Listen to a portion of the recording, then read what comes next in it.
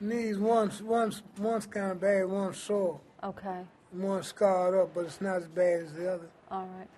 You become a physician through a very long process. You need to go to college. It typically takes 3 to 4 years. You need to do very well academically. It's still very competitive to become a physician.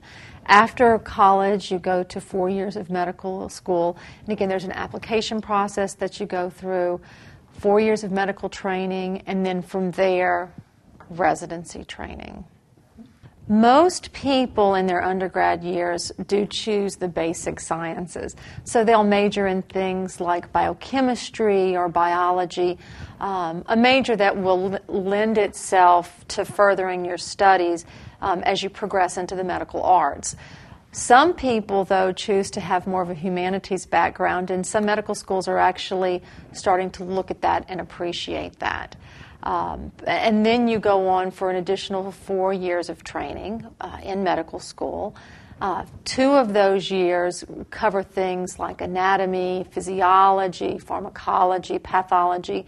And then the second 2 years of medical school are more clinical. So you're actually on the wards, making rounds, learning from other physicians at the bedside.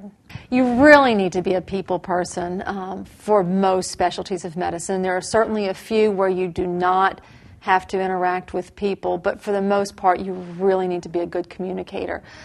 You need to have the ability to learn and process lots of new information. So you need to have a fairly high IQ. You need to be tremendously honest and have tremendous integrity, somebody who's willing to assume a lot of responsibility, and someone who people can count on. We typically go through a testing process during medical school and again after your first year out of medical school that's called medical board testing. So you've got to get through that. You've got to pass that series of tests before you can become licensed in most states.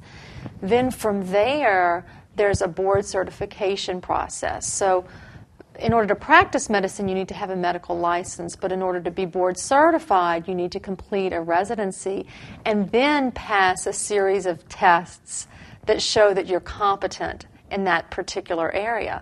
On top of that, now, every 10 years, you need to do this testing again to prove that you're maintaining your competency.